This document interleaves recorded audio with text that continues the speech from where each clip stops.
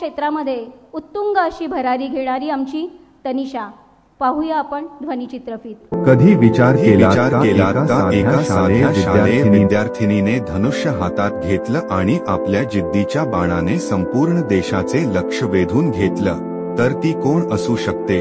धनुष्य हातात घेतलं, लक्ष ठरवलं आणि आपल्या मेहनतीच्या बाणाने ते साध्य केलं. ही आहे रायगडच्या एका असामान्य योद्धीची कथा. तुमच्या समोर आहे रायगडची अर्जुन कुमारी तनिषा मंदार वर्तक.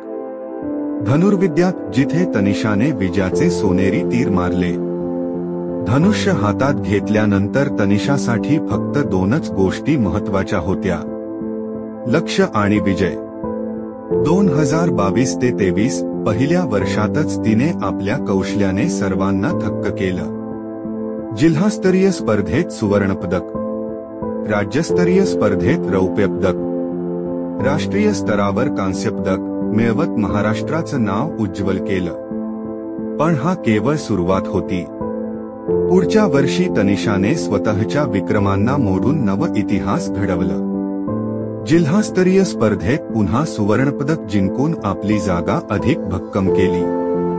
राज्यस्तरीय स्पर्धेत कांस्यपदक मिळवलं आणि अखेर राष्ट्रीय स्तरावर सुवर्णपदक पटकावत अव्वल धनुर्धारिणी म्हणून नाव कमावलं. लखनौ येथे झालेल्या ग्रुप इव्हेंटमध्ये रौप्यपदक मिळवून संघासाठी ऐतिहासिक कामगिरी केली. मुंबई डिव्हिजनल स्पर्धेत कांस्यपदक पटकावत स्पर्धेतील आपला ठसा उमटवला. नांदेड येथे झालेल्या राज्यस्तरीय स्पर्धेत महाराष्ट्राचे प्रतिनिधित्व केले.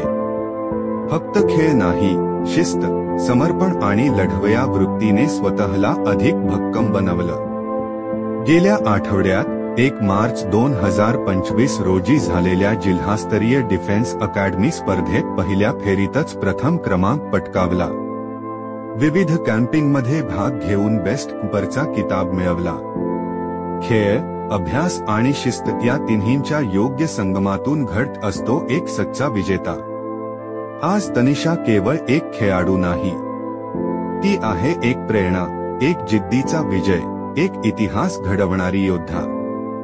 रायगडची अर्जुन तनिषा मंदार वर्तक. मेहनतीचा मंत्र, जिद्दीचा शस्त्र आणि विजयाचा निर्धार. तनिषा, तुझ्या याच जिद्दीचा आणि कष्टाचा आम्हाला सार्थ अभिमान आहे.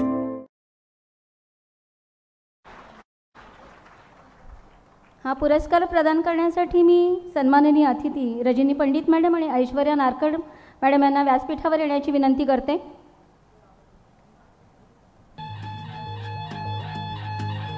आपल्या तनिषाची आई मीरा वर्तक या सुद्धा इथे उपस्थित आहेत.